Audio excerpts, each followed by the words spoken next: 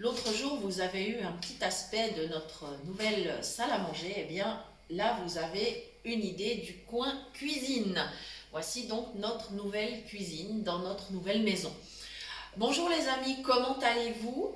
Eh bien, chez nous, tout va bien. Notre installation se passe à merveille, même s'il y a toujours du travail à faire, parce que quand on déménage, eh bien, d'une part, il faut faire des cartons, puis après, il faut les défaire pour ranger. Néanmoins, nous vous proposons quand même une petite recette cette semaine. Et aujourd'hui, ce sera le potage du comte de Saint-Germain. Je vais vous expliquer tout ça en détail. Alors, il n'y a eu qu'un seul comte de Saint-Germain, mais il y a plusieurs recettes du potage. Donc, je vais essayer de vous donner les différentes variantes possibles. Voilà, alors la petite histoire. Ce fameux comte de Saint-Germain était ministre de la guerre sous Louis XVI. Et ce potage était son plat favori apparemment. Alors la base est un mélange de lard et de pois cassés et petits pois frais. Il paraît qu'il raffolait spécialement de ça. Mais évidemment, il y a différentes variantes de cette recette. Alors, la base, j'ai commencé par faire revenir de l'oignon et du lard. Alors, si vous êtes végétarien ou vegan, ou si vous ne consommez pas de viande de porc, il n'y a pas de problème. Vous avez des alternatives. Il existe dans les produits vegan des lardons qui ressemblent effectivement au niveau goût, pas du tout au niveau ingrédients bien sûr, mais au niveau goût. Et donc vous pourrez comme ça réaliser quand même ce potage, même si habituellement vous ne consommez pas de viande du tout. Voilà, donc je fais revenir mes oignons, mon lard. Évidemment, je n'ai pas mis d'huile, c'est pas la peine. Le lard étant suffisamment gras, il n'y a pas de problème. C'est un potage extrêmement complet parce qu'il y a pas mal d'ingrédients. Il y a donc les oignons, le lard. Dans un petit moment, je vais m'y rajouter des poireaux que j'ai émincés. Et par la suite, on peut ajouter des pommes de terre, on peut mettre des pois cassés plus des petits pois frais. Donc, vous voyez que effectivement, c'est très complet. On y ajoutera encore de l'assaisonnement. Alors, vous pouvez mettre simplement du sel, du poivre. Sinon, moi, je vais mettre du bouillon. J'aime bien. Et puis, on affinera tout à la fin avec de la crème. Donc, vous voyez effectivement un menu vraiment complet. C'est facilement servi en entrée dans les restaurants. Mais vraiment, si on le prépare à la maison, c'est un repas quasiment complet.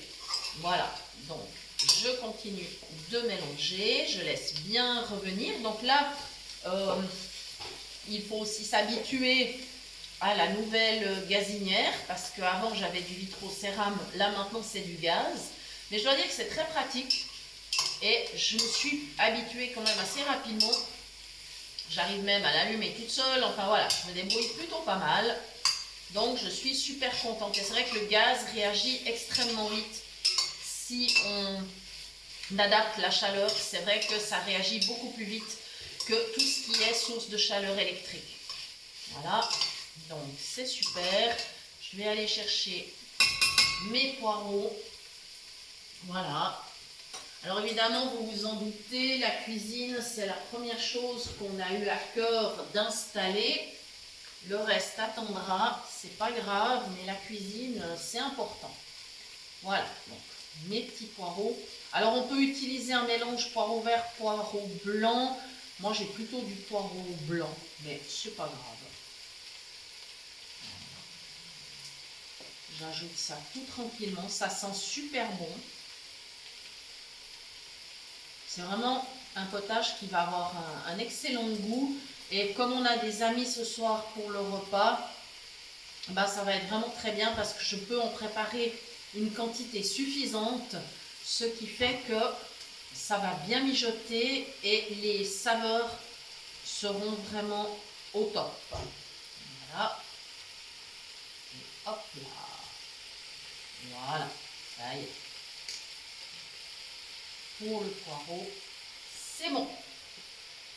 Voilà. Alors je vais essayer de ne pas laisser brûler, ça ne serait pas une bonne idée.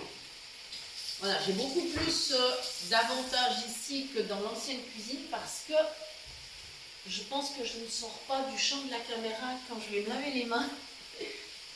Voilà. Il faut que je retrouve ma spatule. Ça y est, j'ai déjà mes petits repères.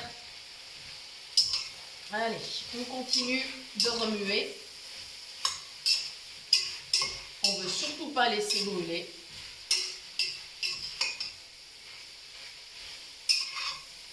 Voilà.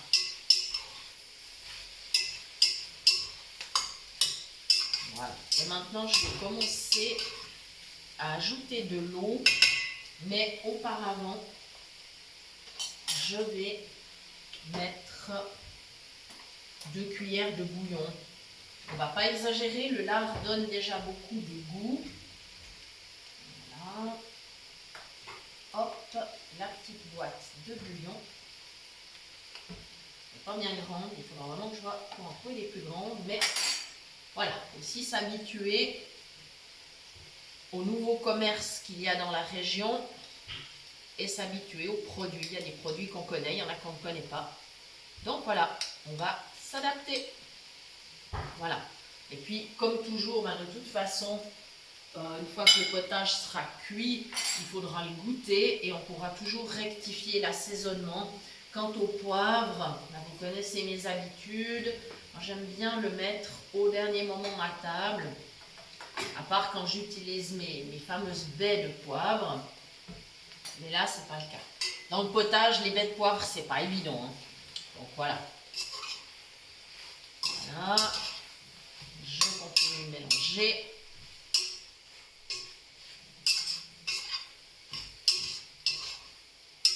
Et je vais ajouter de l'eau. Voilà. Je vais m'équiper d'une tasse. Je n'ai pas encore retrouvé tous mes récipients. Ça viendra. Il y en a encore une grande partie en carton. Ce n'est pas un souci. On se débrouille. Voilà. Comme ça va commencer à mijoter. Après, je pourrais couvrir, laisser cuire tranquillement. Et puis vraiment, alors après, j'ajouterai mes petits pois et la crème. Et bien sûr, au dernier moment, je vais mixer afin que mon potage soit bien onctueux. Voilà, qu'on ait l'impression d'avoir une crème. C'est le but, hein. C'est vraiment le but. Ouais, ça va bien. Je dois encore ajouter de l'eau par contre. Voilà.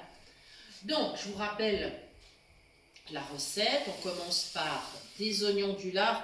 Je ne vous donne pas de proportion parce que ça dépend tellement du nombre de personnes que vous aurez autour de la table. Et bien évidemment, c'est un potage que vous pourrez congeler. Hein. Il n'y a pas de problème. Vous pouvez faire des petits tuppers et puis les ressortir quand bon vous semblera. Donc les oignons, le lard, le poireau émincé, les pommes de terre si on souhaite, pois cassés si on souhaite, petits pois, ensuite bouillon ou sel, poivre. Vous pouvez même mettre un bouquet garni. Il y a des recettes qui font état d'un bouquet garni, alors pourquoi pas. Voilà, si vous avez ça sous la main, si vous aimez. Voilà, et puis une fois qu'on a ajouté, alors la crème c'est vraiment à la fin, et ben on mixe, voilà, afin d'avoir un potage très très onctueux. Voilà, je crois que j'ai dit l'essentiel sur cette recette. Je vous rappelle bien sûr que vous pouvez toujours nous retrouver également sur la page Facebook. Vous pouvez toujours nous contacter par mail à l'adresse suivante, cuisinepratique@mail.ch. Et s'il y a eu un peu de laisser temps au niveau des emails, nous allons nous rattraper, rassurez-vous. Il faut reprendre le cours des choses. Voilà les amis, n'hésitez pas à nous poster dans les commentaires votre propre version de ce potage. C'est toujours intéressant pour nous de connaître vos recettes. Merci de nous avoir suivis et à très bientôt pour de nouvelles idées cuisine.